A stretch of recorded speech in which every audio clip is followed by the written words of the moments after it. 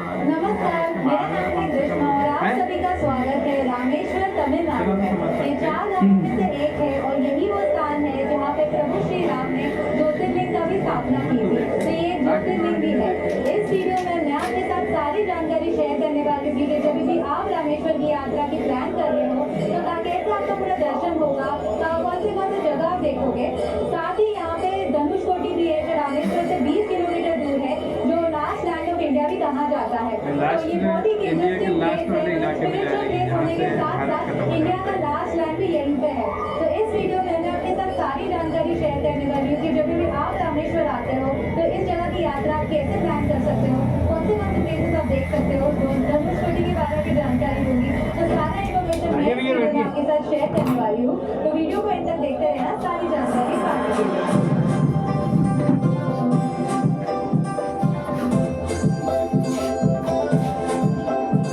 रामेश्वरम तमिलनाडु का ब्यूटीफुल सा island town है जो मेन लाइन से पंबन ब्रिज के थ्रू कनेक्टेड है। यहाँ पहुँचने के लिए ट्रेन, रोड और फ्लाइट तीनों ऑप्शंस अवेलेबल है। नियरेस्ट एयरपोर्ट मदुराई का है जो कुछ 170 किलोमीटर दूर है, जहाँ से टैक्सी, ट्रेन या बस लेके रामेश्वर आया जा सकता है। ट्रेन से आने के लिए रामेश्वर का खुद का रेलवे स्टेशन है। मैंने भी ट्रेन से ही ट्रैवल किया था मदुराई से। ट्रेन भी पंबन ब्रिज के ऊपर से ही जाता है जहाँ दोनों तरफ पानी होता है। ये सफर ट्रिप का हाईलाइट बन जाता है।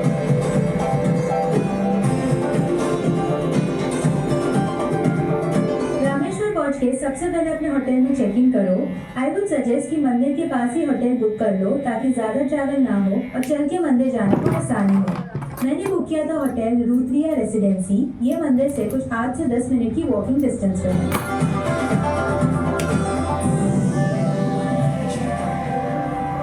सबसे पहले भी लंच करते हैं। मंदिर के आसपास में आपको बहुत सारे रेस्टोरेंट है, छोटे मोटे इटलीज मिलेंगे जहाँ पर लंच वगैरह कर सकते हो। साउथ इंडियन फूड के अलावा यहाँ पर आपको नॉर्थ इंडियन, चाइनीज वो सब भी मिल जाता है आसानी से। तो अभी मैं लंच करने आई हूँ एट द स्पेस फॉर सदना भवन। इसका अगेन मैंने रिव्यू देखा था गूगल पर, बहुत ज़्यादा था, सो एक ट्राई आउट। यहाँ पे बेसिकली भी लंच टाइम पे ना थाली सर्व हो रहा है, अनलिमिटेड थाली जिसमें राइस, सब्जी, दाल और एक स्वीट डिश, दही वगैरह आता है। बट मुझे वो नहीं खाना था, सो इसीलिए आई ऑप्टेड फॉर घी पोड़ी डोसा। तो ये जल्दी से खाते हैं, उसके बाद हम आगे की अपनी यात्रा की शुरुआत करेंगे।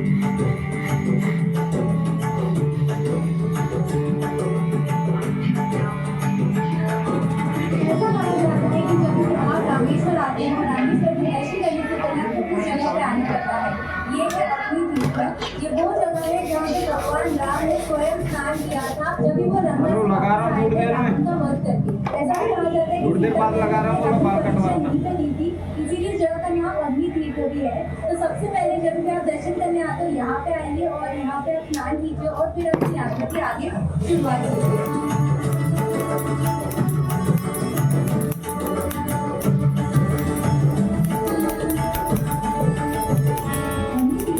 कहा जाता है कि आप 22 कुंड में स्नान कीजिए। यहाँ पे एक जगह है जहाँ पे कहा जाता है कि भगवान राम ने 22 बाण से 22 कुंड बनाए। कहा जाता है कि आपको शुद्धिकरण होता है, आपको मोक्ष मिलता है, ऐसा कहा जाता है। और साथ ही जो 22 कुंड है ना, 22 कुंड के अलग अलग नाम है और ये सारे 22 कुंड में जो पानी होगा ना वो अलग अलग टाइप का होता है। अभी समुद्र के पास है तो पानी भी खारा होना चाहिए। यहाँ पे कुछ कुंड है जहाँ पे पानी मीठा है। तो ये एक मिरेकल है, एक मिस्ट्री है जो आज तक किसी को नहीं पता। तो अभी अग्नि तीर्थ के बाद अभी मैं 22 कुंड वाले रास्ते में जा रही हूँ। अगर आपको नहीं समझता है तो आप किसी से पूछ के ये जगह पर जा सकते हो। तो यहाँ पे 2 तरीके के लाइन है। एक है 25 रुपीज का जो 22 कुंड का जाने का रास्ता, दूसरा है आप VIP जैसा भी जा सकते हो। पर पर्सन 250 जो PM एनर्जी चार्ज करते हैं उसमें क्या होता है, उनका स्पेशल लाइन होता है। एक स्पेशल पर्सन आता है आपके साथ जो पानी डालने में आपको हेल्प करता है। एंड इसमें अगर आप जाते हैं 25 रुपए वाले इसमें, तो उसमें आपको जंगल में होता है, सब साथ में वगैरह पानी डालते हैं। ऐसा है। माना जाता है कि जब भगवान राम ने रावण का वध के बाद शुद्धि के लिए शिव पूजा का संकल्प लिया तो अलग अलग तीर्थों का जल यहाँ स्थापित किया गया था, जहाँ हर कुंड का अपना नाम और अपनी आध्यात्मिक पहचान है। इसीलिए आज भी माना जाता है कि इन 22 कुंडों में स्नान करना सिर्फ एक रस्म नहीं बल्कि मन और आत्मा का शुद्ध करने का एक अनुभव है। बाद और 22 कुंड के स्नान के बाद मैं रूम में गई और मैं फ्रेशन अप हो गई। एंड अभी मैं जा रही हूँ दर्शन करने के लिए। आप जो मेरे पीछे देख रहे हो वो है वो गोपुरा का एंट्री, जो रामेश्वर का मंदिर का एंट्री है।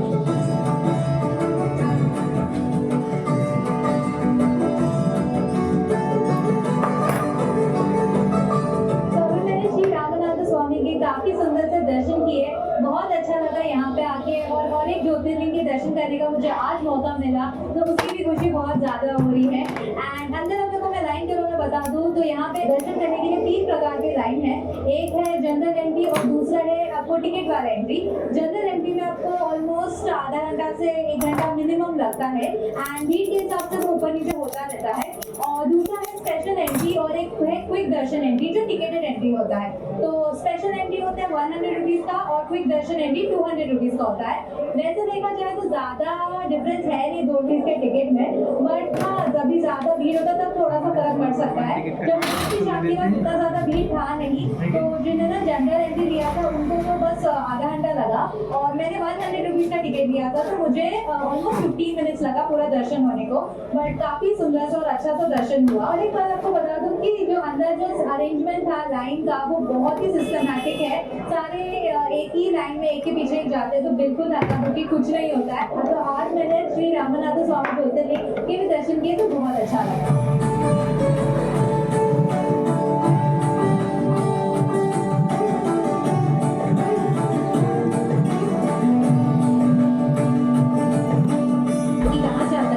शिवलिंग है रामनाथ स्वामी शिवलिंग जो आपको रामेश्वर में मिलता है, उसकी स्थापना प्रभु श्री राम ने स्वयं की थी। तो ऐसी जगह की कहानी है कि जब भी प्रभु श्री राम लंका आए थे रावण का वध करके, तभी उनसे ब्राह्मण हत्या हो गया था बिकॉज रावण एक ब्राह्मण थे। इसीलिए उन्होंने सोचा कि यहाँ पे शिवलिंग की स्थापना किया जाए। इसीलिए उन्होंने श्री हनुमान से कहा कि वो शिवलिंग लेके आए और जिसकी स्थापना वो यहाँ पे करेंगे। बट वो शिवलिंग लाने में उन्हें देर हो गई क्योंकि वो सनसेट के पहले लाना था। तभी यहाँ पे माता सीता ने स्वयं शिवलिंग का निर्माण किया। उन्होंने वो सैंड से बनाया शिवलिंग। जब भी आप यहाँ पे दर्शन करने को आते हो, आपको पहला मिलता है हनुमान जी के द्वारा लाया हुआ शिवलिंग और उसके बाद आपको माता सीता का शिवलिंग मिलता है जिसे रामनाथ स्वामी शिवलिंग कहते हैं। तो ऐसी जगह की कहानी है। तो बहुत अच्छा लगा यहाँ पे आके दर्शन करके। तो आप भी यहाँ पे जरूर आइए और इस मंदिर की दर्शन कीजिए।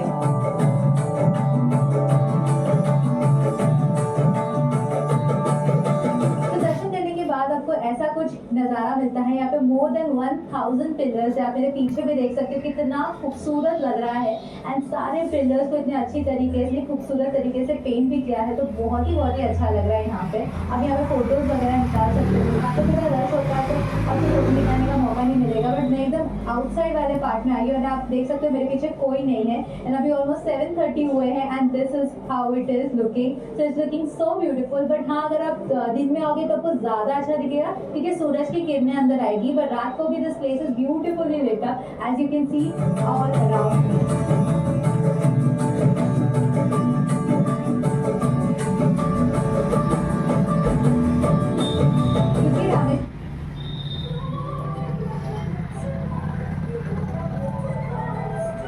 केवाईसी अपडेट के लिए अनजान लिंक खोलना मतलब चोरों के लिए अपना दरवाजा खोलना। रुको, चेक किया।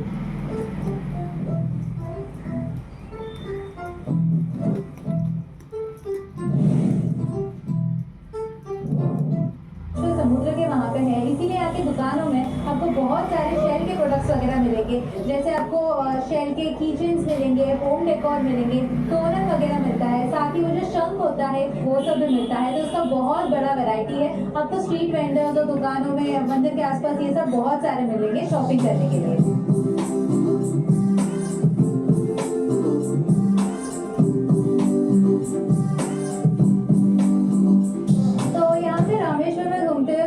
सब्सक्राइबर मिल गए। सो this is Prachi and she is from Punjab and बहुत अच्छा लगा आपसे मिलके। मतलब यहाँ पे मैंने सोचा नहीं था कि कोई सब्सक्राइबर मिलेगा। So it's really nice meeting you here. I also didn't expect कि हम मिलेंगे। ओके, सो अभी डिनर टाइम हो चुका है एंड डिनर खाने के लिए यहाँ पे मंदिर के आसपास में बहुत सारे ऑप्शंस है। आपको छोटे बहुत इटलीज और रेस्टोरेंट्स मिल जाएंगे जहाँ पे आपको साउथ इंडियन फूड ही नहीं बट नॉर्थ इंडियन, चाइनीज वो सब भी मिल रहा है। तो यहाँ पे मैं आई हूँ at this place called as Lakshmi Vilas restaurant and यहाँ पे मैंने लिया है घी पोड़ी इडली। तो बेसिकली 2 पीसेस ऑफ इडली है, इसमें पोड़ी है एंड 3 प्रकार का चटनी है एंड सांबर दिया है। So this is going to be my dinner for today over here.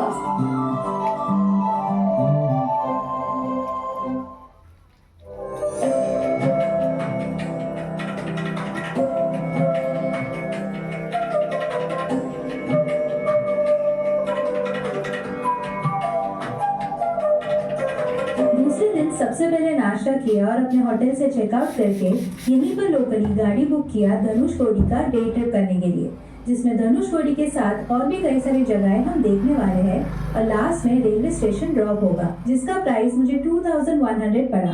आप बजट में ट्रैवल करना चाहते हो तो रिक्शा भी बुक कर सकते हो शेयरिंग में या फिर प्राइवेट, जो कुछ 1000 to 1500 रुपीज में मिल जाता है, या फिर यहाँ स्कूटी भी मिल जाता है रेंट पे, जिसमें सेल्फ ड्राइव करके जा सकते हैं। धनुष कोडी रामेश्वर से अप्रोक्सीमेटली 20 किलोमीटर दूर है, पर वहाँ जाने से पहले हम सिटी के पास एक इम्पोर्टेंट जगह विजिट करेंगे। Okay, so the first location on our list is Dr. Abdul Kalam's house. जो आप मेरे पीछे देख रहे हो ये उनका प्राइवेट रेसिडेंस हुआ करता था। He is also called as the father of the nation. तो आज इनके घर को एक म्यूजियम जैसा में कन्वर्ट किया है, जिसमें उनके रिलेटेड चीजें वगैरह रखी गई है, उनके बारे में इंफॉर्मेशन दिया है और उनके काम के बारे में भी जानकारी दी है। अंदर फोटो वीडियो निकालना अलाउड नहीं है, so I cannot show you। और साथ ही यहाँ पे कोई एंट्री फी भी नहीं है, you can go and साथ ही यहाँ पे कोई एंट्री फी भी नहीं है, so you can go and visit this place। Kalam house के वहाँ पे एक स्टोर था that I checked out. It had so many things from jewelry, home